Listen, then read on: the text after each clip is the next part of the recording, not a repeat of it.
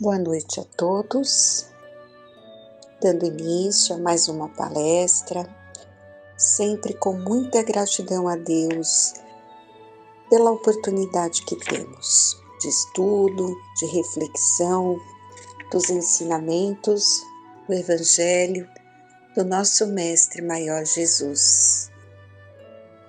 Lembremos sempre que o único título que ele aceitou em vida foi de Mestre.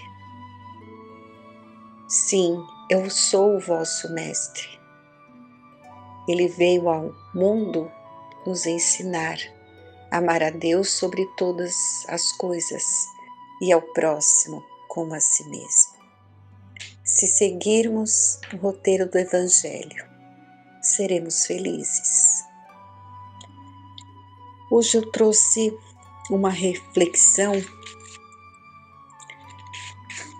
sobre um ensinamento importantíssimo e necessário. Vamos lembrar dessa colocação. Por tudo dai graças, pois esta é a vontade de Deus a vosso respeito em Cristo Jesus. Alegrai-vos sempre. Esses textos evangélicos, eles não nos exortam ao júbilo somente nos dias em que nós nos sintamos pessoalmente felizes. Ele assevera com simplicidade, Regozijai-vos sempre.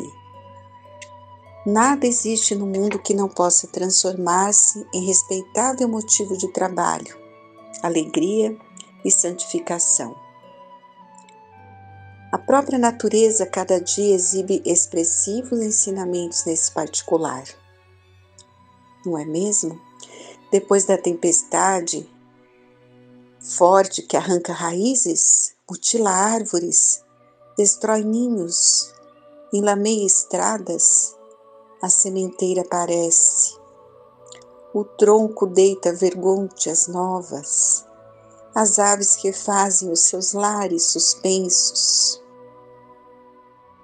e o caminho se coroa de sol.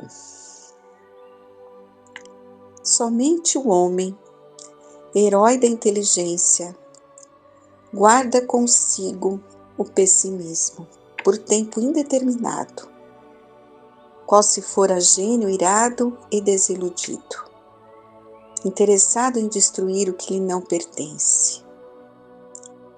A ausência de esperança e de alegria na alma significa evolução deficitária.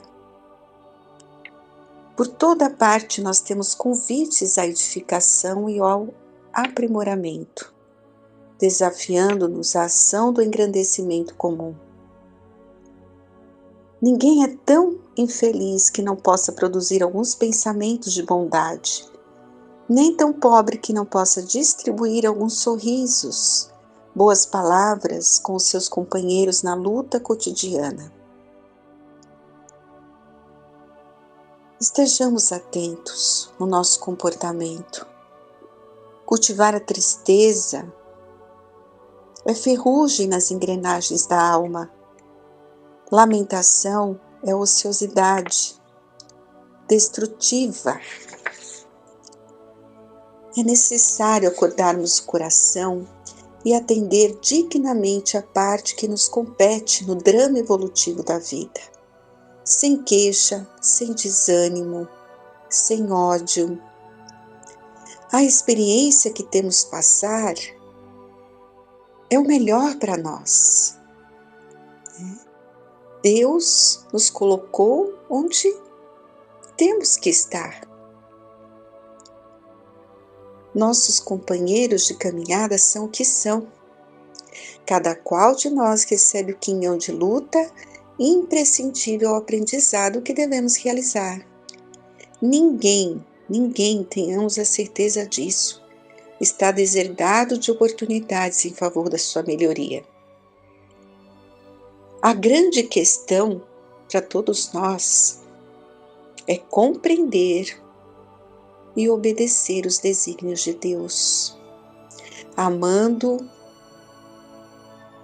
respeitando como nosso Pai amoroso e servir ao próximo com boa vontade.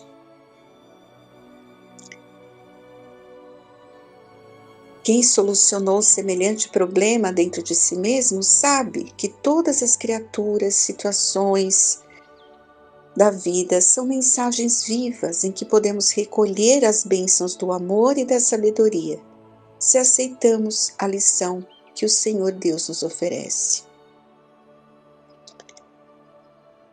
Então, não nos esqueçamos, de que Paulo, o batalhador do Evangelho, sobre tormentas de preocupações, ele encontrou recurso dentro de si mesmo para dizer aos irmãos de luta.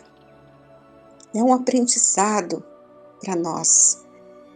Regozijai-vos sempre, Confiemos e sigamos alegremente a nossa caminhada. Lembra-te, que todos nós possamos lembrar que o Senhor nos concede, pelo tempo, muitas oportunidades.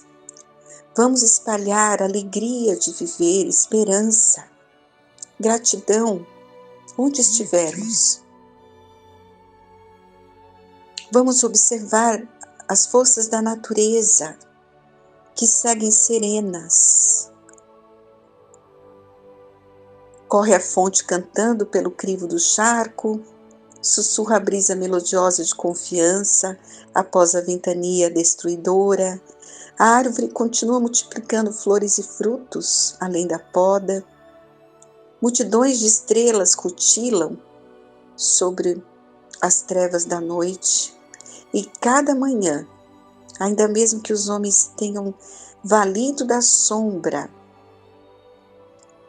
volve o sol em luminoso silêncio, acalentando homens e vermes, montes e furnas. Reflitamos sobre isso. Ainda mesmo que o mal nos golpeie transitoriamente o coração, vamos recordar os bens que nós temos, a riqueza da saúde, da esperança, do trabalho, do amor. E vamos seguir em frente a nossa caminhada. Tédio é deserção, pessimismo é veneno para o nosso coração. Procure encarar os obstáculos de ânimo firme. Cultivemos o otimismo em nossas almas. Serenidade em nós é segurança nos outros. O sorriso de paz é um arco-íris no céu do teu semblante. Regozijai-vos sempre. Vamos lembrar desse ensinamento de Paulo. Rejubilemo-nos em tudo com a vontade de Deus, porque a vontade de Deus significa bondade eterna. Quando ele fala também que por tudo dai graças, aprendamos a agradecer.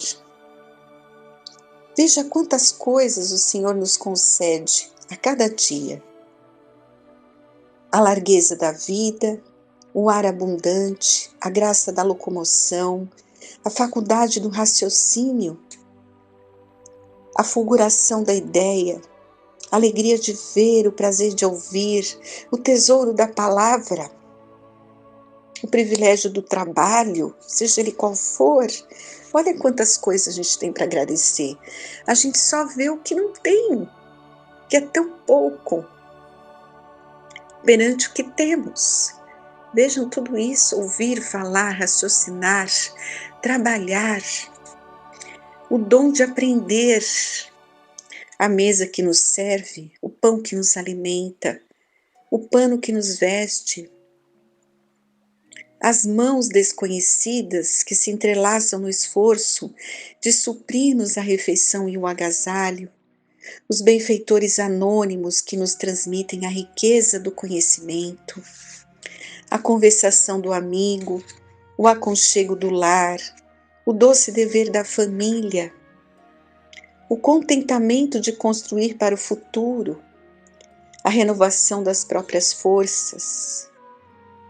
Muita gente, muitos de nós estamos esperando lances espetaculares da boa sorte mundana, a fim de exprimir gratidão ao céu.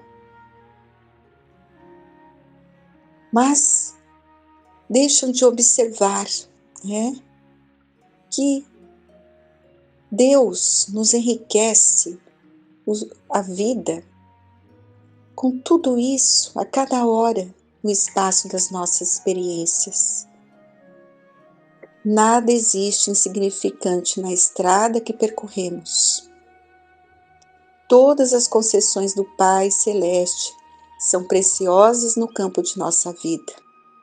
Se utilizarmos esse patrimônio que o Senhor nos empresta, no serviço incessante do bem, aprenderemos a agradecer.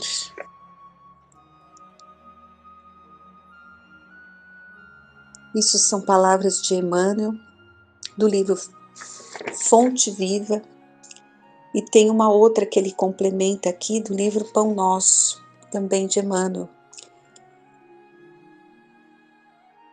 Mais uma vez lembrando que apesar das dificuldades, nós temos que render graças. Veja, a pedra segura, o espinho previne, o fel remedeia, o fogo refunde, o lixo fertiliza, o temporal purifica a atmosfera, o sofrimento redime, a enfermidade adverte, o sacrifício enriquece a vida, a morte renova sempre. Estão vendo? São situações que a princípio nos parecem muito ruins, mas de todas elas nasce uma coisa boa. Então, é assim na nossa vida. Aprendamos a louvar o Senhor pelas bênçãos que Ele nos confere, ou seja, pela dor, pelas dificuldades, ou pelas alegrias que esse mundo nos permite viver dentro das nossas possibilidades. Bom é o calor que modifica, bom é o frio que conserva. A alegria que estimula é irmã da dor que aperfeiçoa.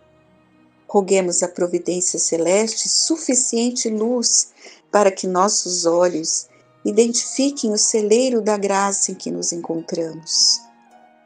É a cegueira íntima que nos faz tropeçar em obstáculos onde só existe o favor divino. Então nos fechamos na nossa tristeza, na nossa angústia, não cuidamos dos nossos pensamentos, não buscamos a Deus, e aí não conseguimos sentir o quanto a vida nos oferece. Por isso é importante esses momentos de reflexão, de estudo. Há tanto ensinamento, há tanta leitura edificante. Esse Espírito Emmanuel, através da psicografia do Chico, nos deixou páginas valiosíssimas como esta. Vamos alimentar nossa alma. Trazemos, sim, uma bagagem de erros. Isso tudo nos traz, Se não cuidarmos, a tristeza toma conta do nosso coração, o desânimo, a angústia. Mas não deixemos que isso aconteça. Deus nos está dando mais uma oportunidade de vida e devemos aproveitar ao máximo tantos convites para nos melhorarmos. Observemos a nossa vida ao nosso redor. Há tanto o que fazer.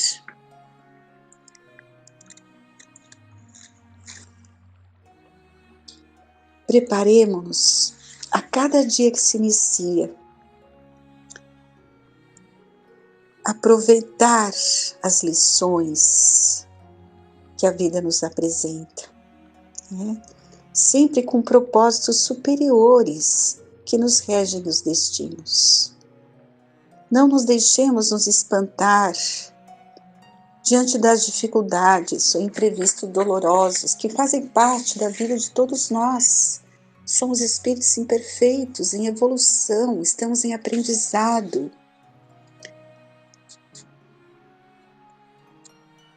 Rendamos graças, pois por todas as experiências do caminho evolutivo,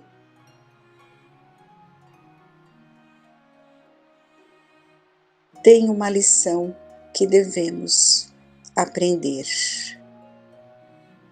né?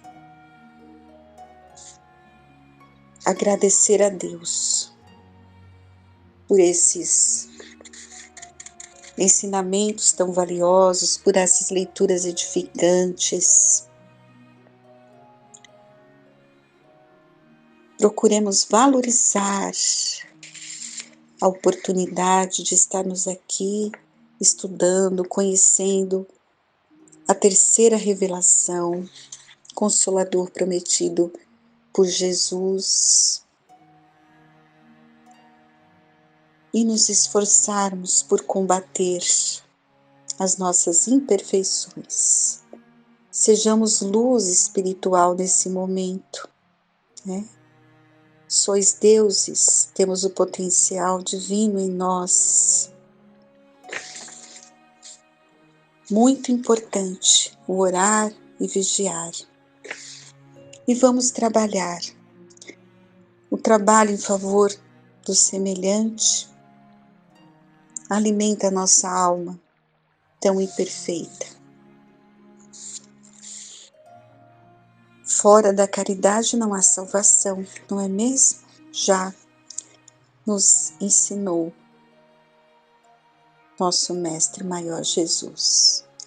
Então fica aqui essa importante reflexão desta noite, na nossa palestra, e lembremos, verdadeiramente, observemos o quanto temos a agradecer, e aquilo que nos incomoda, aquilo que parece tão enorme aos nossos olhos, vai ficar bem pequenininho, né? Diante de tantas coisas belas que temos na vida. E vamos ao trabalho. Trabalhar e confiar no amor de Deus, que compreende as nossas dificuldades, nos perdoa, nos ampara a cada instante. E que esse Pai amoroso abençoe a cada um que nos ouve nesta noite. Que a gratidão faça parte de cada coração. Que assim seja.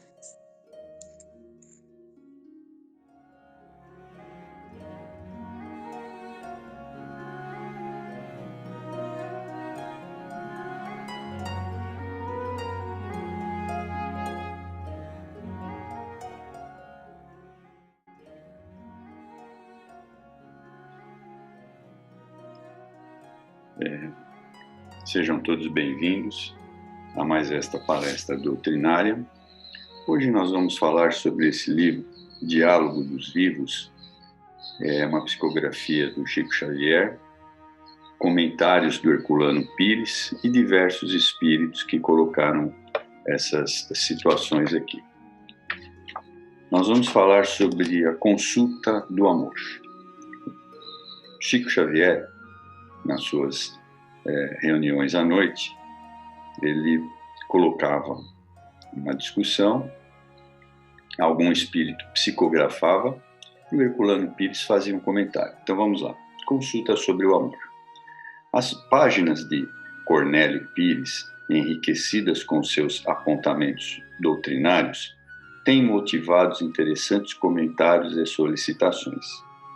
Assim é que, em uma dessas nossas reuniões públicas, tendo o Livro dos Espíritos nos dado ao estudo da questão 296 e depois da explanação a respeito por uma de nossas irmãs presente, Nosso amigo Cornélio Pires, que é o espírito, respondeu à carta de um companheiro que o consultou acerca do amor no plano espiritual.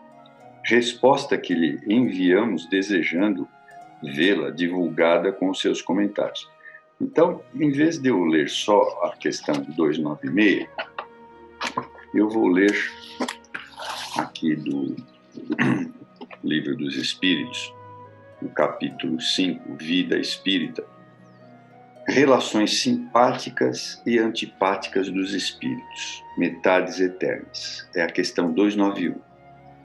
Além da simpatia geral determinada pelas semelhantes afeições particulares entre os espíritos, sim, como entre os homens, mas o liame que une os espíritos é mais forte na ausência do corpo, porque não está mais exposto às vicissitudes das paixões, Ou seja, quando nós não temos mais o corpo físico, os nossos sentimentos se multiplicam por muito mais, Nós percebemos as coisas de uma forma melhor porque o corpo físico hoje amortece tudo isso. Questão 292. Há aversões entre os espíritos?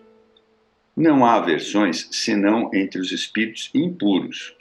E são estes que excitam entre vós as inimizades e as dimensões. 293. Dois seres que foram inimigos na Terra conservarão os seus ressentimentos no mundo espiritual? Não. Compreenderão que sua dissensão será estúpida e o motivo pueril. Apenas os espíritos imperfeitos conservam uma espécie de animosidade, os imperfeitos, até que se purifiquem. Se não foi senão um interesse material que os separou, não pensarão mais nele, por pouco desmaterializados que estejam. Se não houver antipatia entre eles, o motivo da dissensão, não mais existindo, podem rever-se com prazer. Da mesma maneira que dois escolares, chegando à idade da razão, reconhecem a puerilidade das suas brigas infantis e deixam de se malquerer. Agora, a questão 294. A lembrança das más ações que dois homens cometeram um contra o outro é obstáculo à sua simpatia? Sim, ela os leva a se distanciarem. 295. Que sentimento experimentam após a morte aqueles a quem fizemos mal neste mundo? Se são bons, perdoam, de acordo com o vosso arrependimento. Se são maus, podem conservar o ressentimento e, por vezes, vos perseguir até uma outra existência. Deus pode permiti-lo como castigo. Agora, a questão 296, que é referente àquilo que ele menciona no livro. As afeições dos espíritos são suscetíveis de alterações? Não, porque eles não podem enganar-se. Não usam mais a máscara sob a qual se ocultam os hipócritas.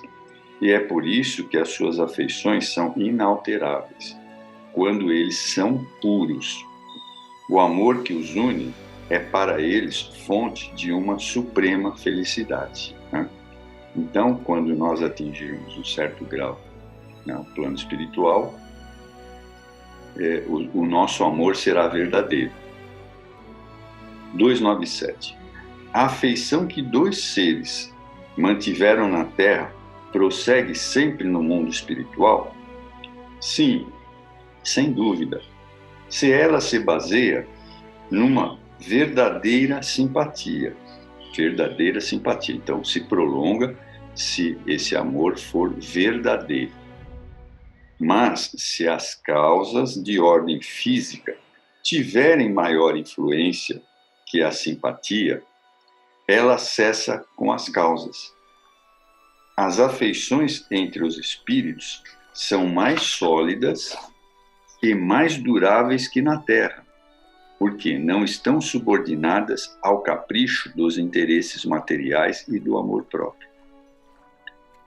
Então, vejam a diferença, Se for algo que a gente apenas se interessa por bens materiais, ou como ele diz aqui, nessa outra parte, se são as causas físicas apenas, elas vão se desmanchar quando chegarmos no plano espiritual. Mas se a simpatia for real, elas permanecem lá no plano espiritual. 298. Esse capítulo aqui é muito interessante. As almas que se devem unir estão predestinadas a essa união desde a sua origem, e cada um de nós tem, em alguma parte do universo, a sua metade, a qual algum dia se unirá fatalmente. Aqui ele está querendo dizer, nos termos que se usam hoje, sobre almas gêmeas. Então a resposta, presta atenção. Não existe união particular e fatal entre duas almas. A união existe entre os espíritos, mas em graus diferentes, segundo a ordem que ocupam. A perfeição que adquirem, quanto mais perfeito, mais unidos. Da discórdia nascem todos os males humanos. Da concórdia resulta a felicidade completa, né? Então, na realidade, os espíritos lá no plano espiritual, eles são unidos pelas suas afinidades, né? Aqueles que têm afinidades se unem.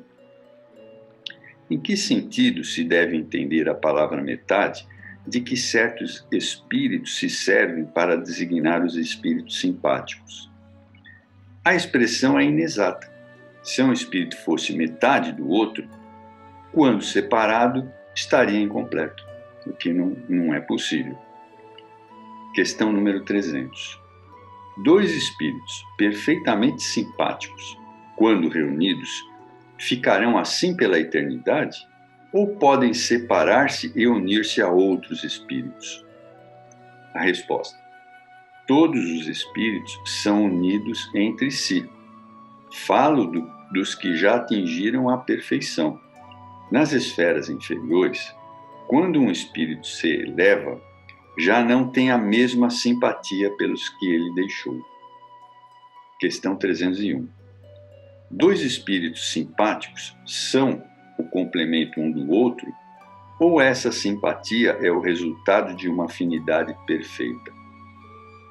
A simpatia que atrai um espírito para o outro é o resultado da perfeita concordância de suas tendências, de seus instintos.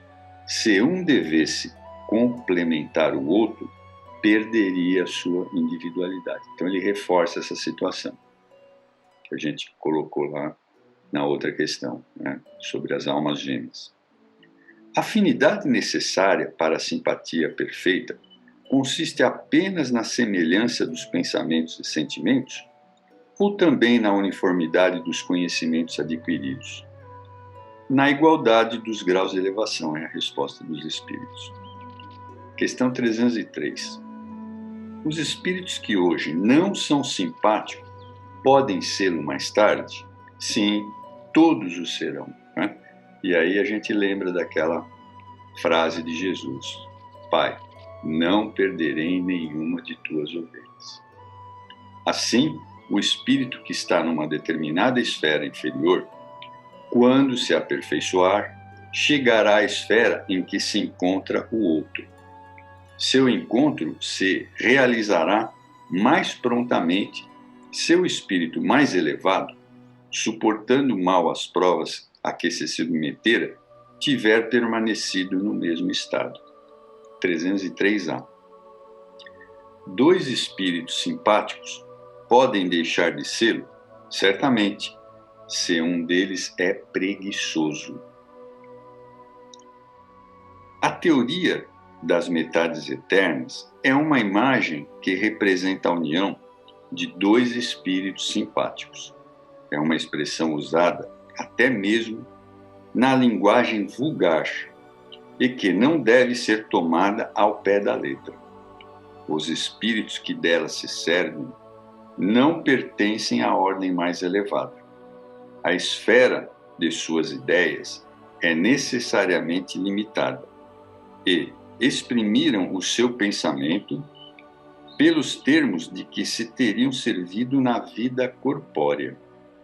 é necessário rejeitar esta ideia de que dois espíritos, criados um para o outro, devem um dia fatalmente reunir-se na eternidade, após terem permanecido separados durante um lapso de tempo mais ou menos longo. Então, parece que ficou bastante claro esta situação que relatamos.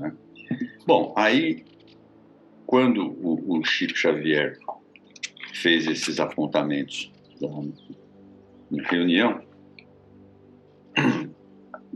o Cornélio Pires, que é um espírito, mandou a resposta para essa senhora, que ela perguntou sobre o amor no plano espiritual. Olha, ponto de vista, Cornélio Pires. Recebi o seu pedido, prezado amigo Antenor. Você deseja saber o que pensamos do amor? Falarei do amor terrestre, não daquele que conduz nossa vida e pensamento para a união com Jesus. É verdade que não tenho direito algum que me assista. Por isso exponho a você meu simples ponto de vista. São versos muito bonitos do Cornélio Pires. Conforme acredito hoje, nos pobres estudos meus, o amor na totalidade é natureza de Deus. No entanto, pelo que vejo, quanto ao que sinto e ao que faço, o amor é Deus em todos nós, cada qual tem o seu pedaço. De tudo, porém, que amamos, até quando conhecemos, quanto menos possessão, maior a porção que temos. O amor, quando chega, alcança nossa vida rotineira, parecendo o orvalho à noite, quando cai na laranjeira. Mas é preciso cuidado por dentro do coração. Toda afeição caprichosa traz grande perturbação. Quando a pessoa faz isso, lá se vai a luz do bem. Carinho vira paixão, que não dá paz a ninguém. Olha a história de Quinota. Dizia adorar Linneu, porque o moço quis a prima.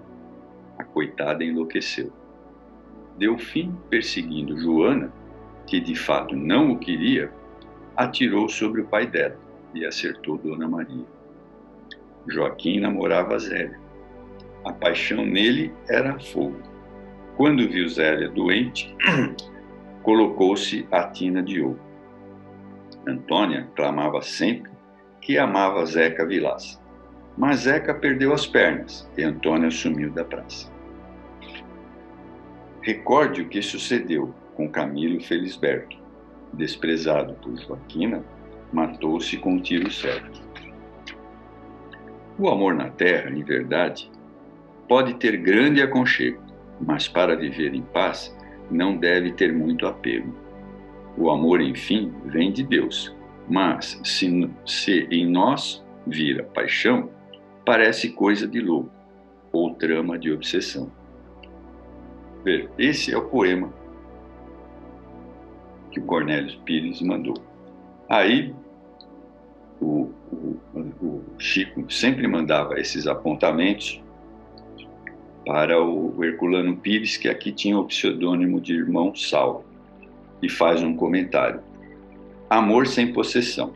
O desapego é uma constante nas lições dos grandes mestres espirituais, e mesmo na vida terrena, as pessoas sensatas e experientes compreendem os perigos do apego amoroso. Todas as escolas da psicologia denunciam esses perigos e, desde os gregos até nós, os filósofos ensinam que a felicidade depende da nossa capacidade de libertar-nos do apego às coisas e aos seres. O ciúme é sintonia de apego e leva a desequilíbrios perigosos, podendo gerar doenças graves e acarretar crimes nefandos. Lemos sempre nos jornais a expressão matou por amor. Mas a verdade é que o amor não mata, pois o amor é vida e não morte, Isso está bem em voga nos dias de hoje. O que mata é o ciúme, o apego amoroso, gerando por sentimentos inferiores de posse exclusivista da pessoa amada. Então, o amor liberta, né? Não prende. Esses sentimentos são requisitos animais da espécie que racionalmente devemos expulsar de nós, ao invés de racionalmente aumentá-los, como em geral fazemos. Nossa imaginação pode levar os instintos animais a intensidades ameaçadoras, o que jamais ocorre na espécie animal. Temos de aprender a amar sem apego. Quando Cornélio descreve que o amor na totalidade é a natureza de Deus, lembra-nos a afirmação de João em seu Evangelho: Deus é amor.